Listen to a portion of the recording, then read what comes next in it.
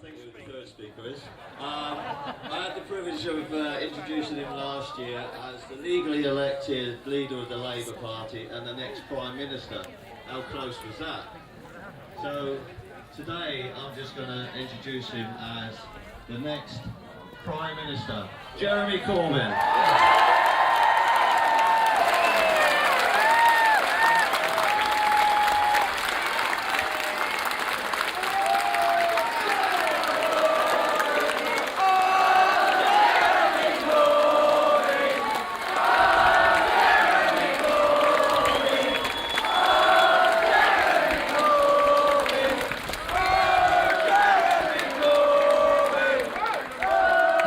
Good afternoon, Tolpuddle! Before I start, I've got two gifts to give. Could Francis O'Grady and Nigel Costley please come to the stage? I want to say thank you to Francis and the TUC for the support they've given over many, many decades to the Tolpuddle Festival and ensuring that we understand the history where we come from, the better we can understand where we're going. I want to thank Nigel, as Secretary of the South West TUC, for the incredible work he does and all his friends and supporters do all across the South West to bring us all together here every year in this beautiful village to celebrate this village's contribution, not just to our history, not just to our national story, but to the world trade union movement. And I'd like to present each of them with a copy of a little-known book that's now in its third reprint. And it says to Francis, thanks for all you and the TUC do for all of us. And to Nigel, thanks for all you at the Tolpuddle Festival. And it's a copy of For the Many, Not the Few. Have you ever heard of it before?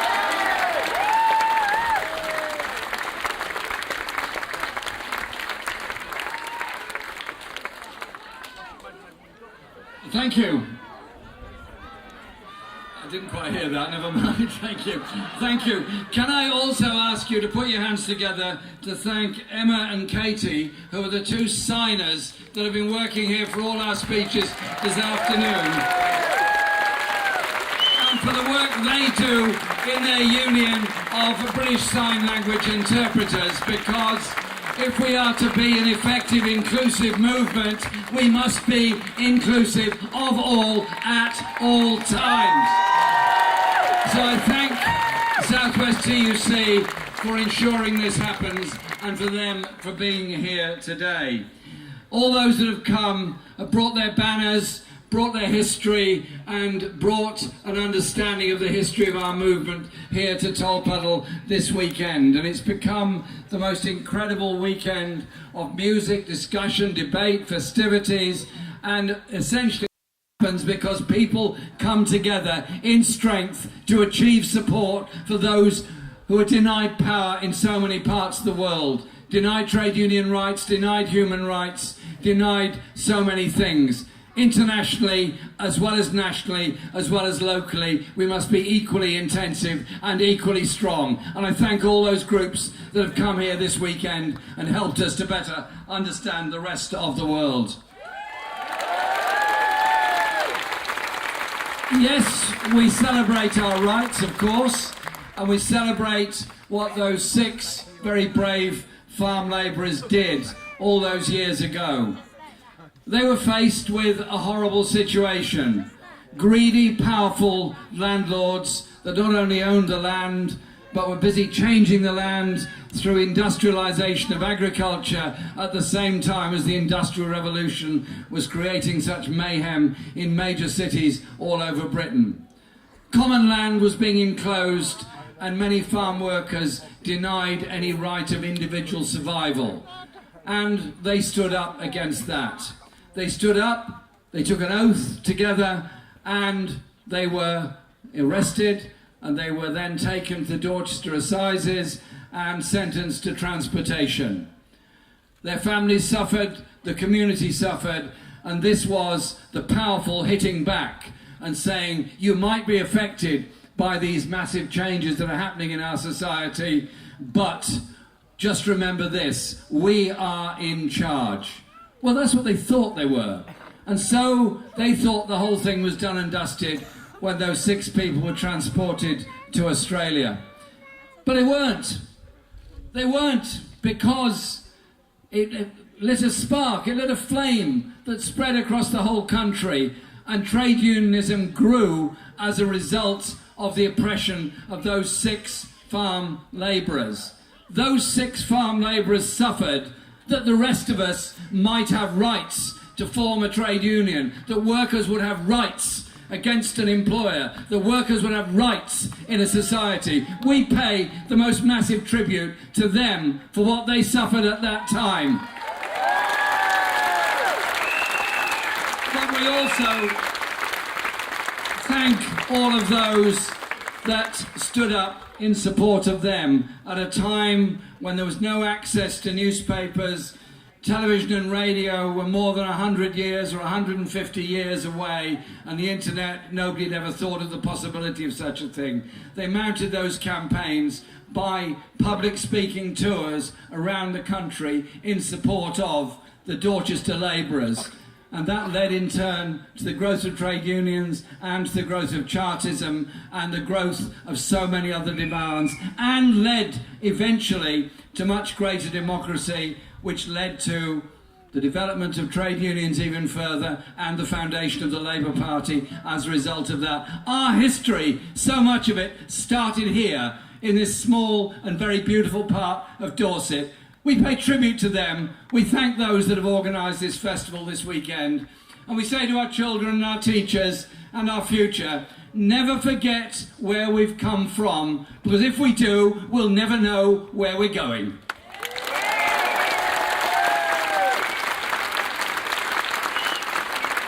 But trade union rights were attacked then and attacked continuously after that. With every advance of trade unionism came a reversal as successive Tory governments tried to prevent trade unions having political funds, trying to prevent trade unions making political statements, and tried to control their activities and their funds. We've seen attacks on the trade unions, from the Taft Vale judgment to the way the miners' strike was treated, and I tell you this, a Labour government will start with an inquiry into Orgreave and what went on there.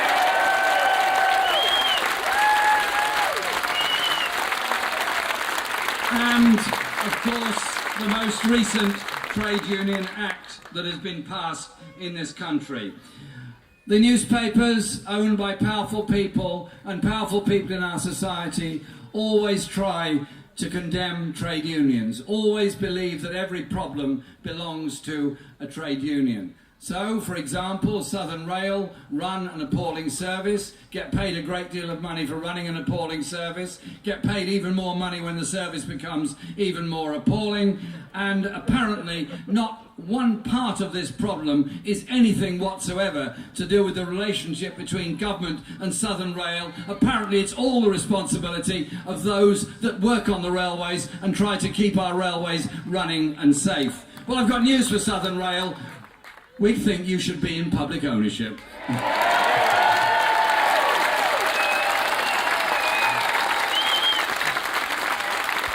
there are many issues of workers' rights within our society. The Taylor Report was published this week. Published because it was supposed to be attending to the issues of workers' rights within our society.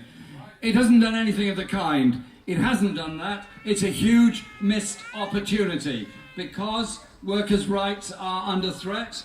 Many workers feel they cannot join a trade union or get representation. And so we have to do something very, very different. Now, this government appears to run out of ideas. And indeed, Theresa May went on television the other day to say she was open to lots of ideas. And I'm always happy to help anybody who's got a problem. I'm always happy to cross the road to people that have got any difficulty, as we all are. It's a natural human response and a natural human condition. So we did indeed cross the road and took a copy of For the Many, Not the Few across to Downing Street. that they might be able to put that into operation. I somehow or other doubt that I need to wait too long for a response to it, because I think they will find some of the manifesto, if not all of it, totally unpalatable to them.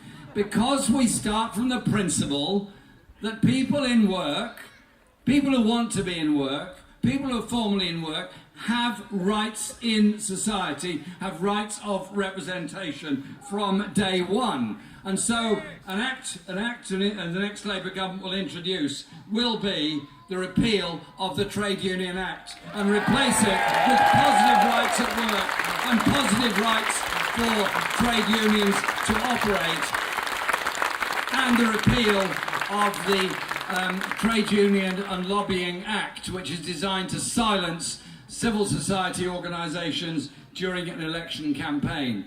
And during the recent election campaign, on May Day, Becky Long-Bailey, our Shadow Business Secretary, and she does a fantastic job and I thank her for it, set out the 20 points that Labour would put forward, including immediately the banning of all 0 hours contracts to give all workers rights at work from day one of their employment and the right of representation from day one.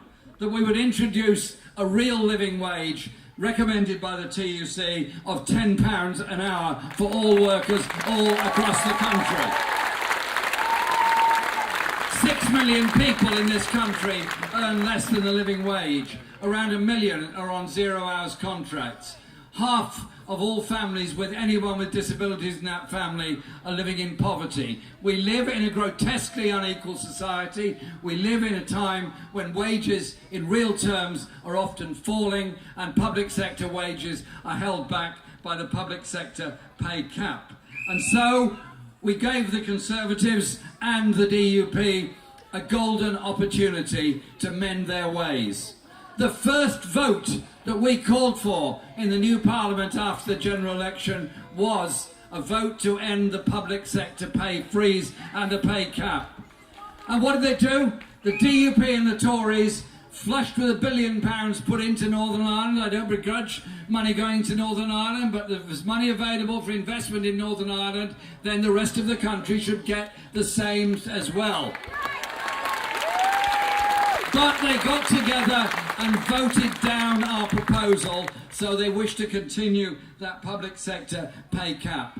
I get so sick of Tory MPs lining up with crocodile tears for those that have helped out in the most terrible circumstances, such as the fire at Grenfell Tower, that is the crisis in Manchester when the bombing went off there, on London Bridge and Finsbury Park, thanking all the emergency services for all their work. We all do that. We admire them, we applaud them, we support them, we recognise the dangers they put themselves in that the rest of us may be safe.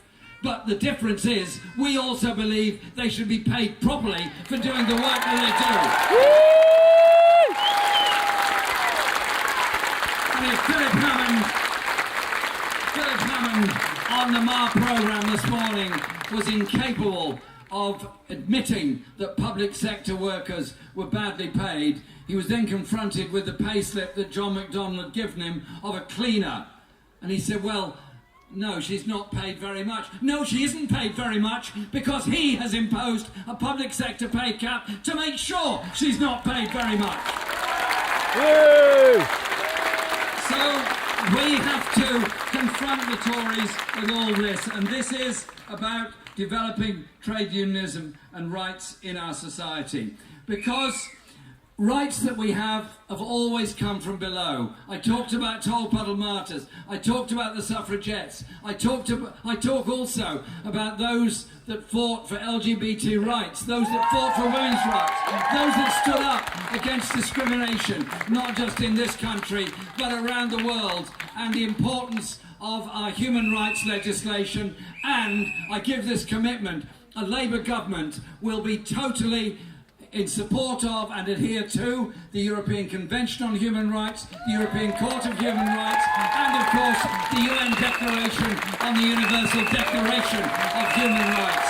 And we will have a foreign and international policy that is based on human rights, peace justice and democracy, because these are things that we've all developed ourselves. As you know, we've just been through a general election campaign, and I want to thank everyone for everything they did in that campaign to support the Labour campaign and the manifesto on which we fought that election. I am very sorry and very sad we didn't quite succeed in winning the election. But I tell you this, we started that campaign from the moment it was announced by the Prime Minister, with every member of the commentariat writing us off, with almost every newspaper writing us off, with every expert and every late night comment show on television saying this was variously the end of the Labour Party, it was a one-party state from now on, there was no alternative but economic austerity and a continuation of inequality within our society. But you know what happened? People started to come together. We stood up and said, this is our offer. This is our alternative. Austerity is a decision made by politicians. It's not inevitable. Poverty is a creation of that austerity and that economic system. The poverty of many young people, the insecurity of many older people, the debts of many that have determined to get themselves an education in college or university are brought about by injustice and an unpreparedness to spend public resources on the good of all. We put that alternative out there. And in every rally I spoke at, I said, look around you at the crowd you're in. You're black, you're white, you're men, you're women, you're young, you're old, you're disabled, you're gay, you're straight, but you are together with a belief of the kind of world and kind of society that we can live in.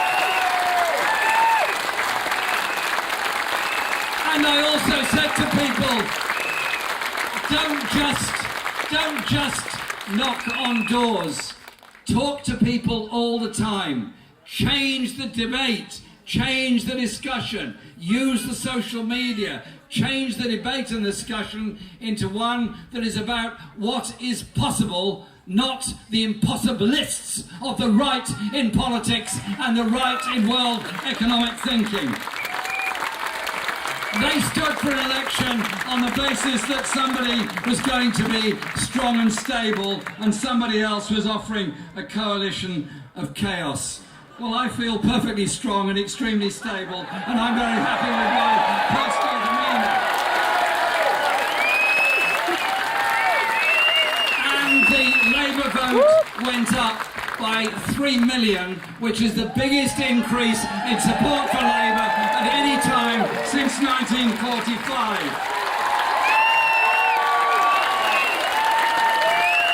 Because what we put forward was something transformational. It was about the kind of world we can live in, and it had that incredible response and resonance. And so we're going to be challenging this government, challenging them every day, all the time, on their economic record, on their ideas, and on the injustices in society. The more they retreat, the more we will attack. The longer they go on, the stronger we will be in our attack. And come an election, whenever it comes, we are ready. We are ready and campaigning and fighting in every part of the country. Because the issues I've talked about of public services, of social justice, of wages, of rights in our society are obviously crucial to all of us and our communities that we live in. But it's also, if I may say so, about the natural world in which we live as well. There are limits to what you can do to a planet. There are limits to what you can do to our natural world. And so I want to make it clear that a Labour government will invest in our natural environment. The natural world isn't something somewhere else. It's something in all of us, of how we live our lives and the kind of world we want to live in. So I want a government that will take action to protect the natural world and rural economies and rural life. The Tories have always treated rural Britain as if it's their sort of own private backyard. Well, it's not. Labour votes all over the southwest went up enormously. In a number of constituencies, Labour support more than doubled in this election. And we'll be working further on this, but I simply say this. This is a beautiful environment. Nobody could ever doubt or debate that. This is a stunning area of our country. But living in what could be on the cover of a chocolate box doesn't make you wealthy, doesn't give you a bus, doesn't mean you've got a school, doesn't mean you've got a hospital nearby. There can be just as much difficulty and hardship in very beautiful areas as there are in other parts of the country. And so we will develop those policies which show how we can do things very, very differently in all parts of this country. And so there are specific proposals we'll put forward which deal with agriculture, deal with sustainability of it, such as bee-killing pesticides. We will stand up and stop them from privatising the Forestry Commission and selling off our forestry heritage in this country. We will ban fracking because we believe that fracking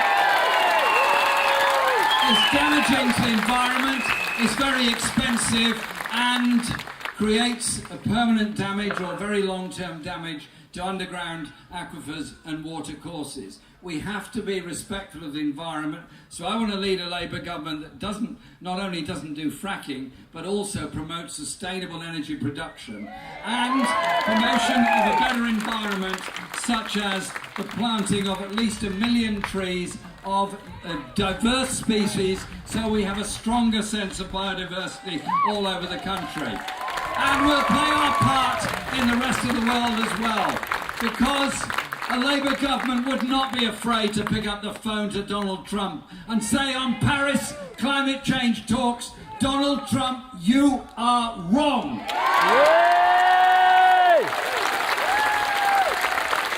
If we are to survive, we have to sign up to that. And so it's also about justice in rural areas. We're celebrating farm workers and what they stood for and what they did. But farm workers are still exploited. Many are still on inadequate, insecure contracts. Many become self-employed as a way of surviving. So we will reintroduce the Agricultural Wages Board to ensure decent pay across the whole of the agriculture and food processing sector in this country. And through our National Investment Bank, we will be ensuring there is equality of investment across the whole country. Because we need a government that's going to do things differently, that will ensure we get tariff-free trade access to the European markets, to make sure that we do maintain all the rights on environmental, consumer and workers' protection, and that we don't allow this country, as the Tories would want, to become a sort of tax haven on the shores of Europe with a deregulated low-wage economy cooked up between Theresa May and Donald Trump over a cup of tea somewhere.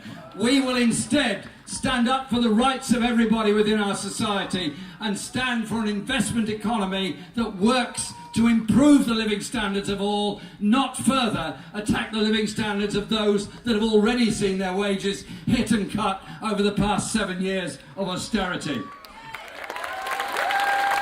So, those are the outlines of what a Labour government is determined to achieve. Our presence here today is a testament to our strength as unions all over the country, is in recognition of the huge sacrifices that was made and coming together of the kind of world we want to create, where our children get the schools they need and deserve, where our students are not frightened of going to university by the level of debt they've got, and those that work in our National Health Service are not so exhausted and so ground down by it they feel they can carry on no longer. None of this is achieved simply, and so There would be a change in taxation under a Labour government. There would be an increase in corporate taxation levels. And there would be more money spent on our public services. And we would ensure that water, post and railways come back into public ownership where they should never have left. Because these things matter as to how we run our society and run our economy. Ours is a movement. The Labour movement was founded by people of many deeply held values and deep principles. Our Labour movement stands there for peace, for human rights, for social justice, as well as the day-to-day economic battles that we all have to face. That's what brings us together. And in this period we have, I don't know whether it's going to be weeks or months, between now and the next election, I want to develop the details of our policies so that come the day, and I hope it's soon, that we're in a position to fight the election again and win a majority, we'll be then able to go into government with the support of millions of people to put the programme into practice to transform the lives of so many and give real hope to the next generation. I always think that literature, music and imagination are a very important part of our movement. If you look at the artwork on the union banners, listen to the music we're playing here this weekend, go to a primary school and look at children's art and you see the joy of what they can achieve themselves together.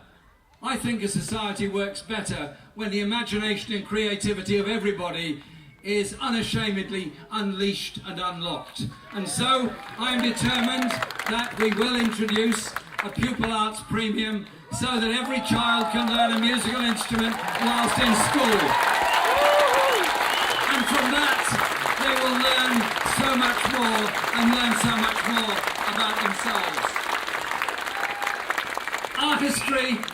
Our history is riddled with those that observed what went on. And I want to conclude with a few lines from a poet. You may not all have heard of him, a man called John Clare, who lived in Northamptonshire. He was a farm worker. He was mainly self-educated. He suffered much during his life. He suffered much mental illness and stress. And his poetry is very varied, very exciting and very interesting. But he observed the brutality of what was going on in his part of Northamptonshire, which wasn't that different to what was going on elsewhere. The enclosure of common land, the loss of security of the people, the agricultural workers that lived in those communities, and the way in which the natural world that he so loved was being destroyed by the industrialisation of agriculture. And he wrote these words. This is about enclosure of the common land. Enclosure came and trampled on the grave of labour's rights and left the poor a slave. And birds and bees and flowers without a name all sighed when lawless laws enclosure came. That was John Clare describing what happened then. There are many people around the world who fight for their rights, fight for their justice, fight for the kind of world they want to live in. We are not an insular movement or an insular people. We're here to work with others all around the world. The banners today show all of that. We're here to include all people in our society in the onward march for justice, for social justice, and ensuring everybody can reach their potential, that every child's creativity is excited and possible, and they achieve the very best in their lives. And you know what? That kind of society works better together. That kind of society ensures that we all do better and better understand each other. Whereas a society based solely on individualism, solely on greed, solely on profit, can never achieve that sense of justice that we all aspire to. Those 6 labourers probably didn't realise the complete significance of what they were doing at that time. They were angry at what was happening to them. They've given us a legacy we have all to live up to. And here today, in Tolpuddle, in 2017. We're living up to that legacy, and we're declaring ourselves ready, able and very determined to fight for justice in this country and around the world and campaign to win against this Tory government. Thank you very much.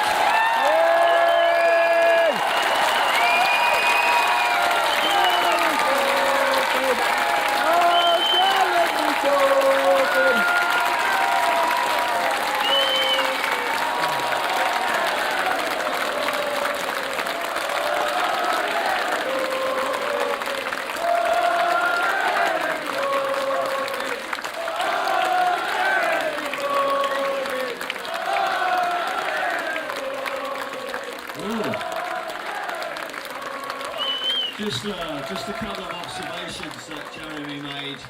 Firstly, I don't think he needs to apologise for not winning the election because he gave the Tories a bloody nose anyway. And secondly, I think you need to give a vote of thanks for taking the Labour Party back to the left. It's a quick intermission.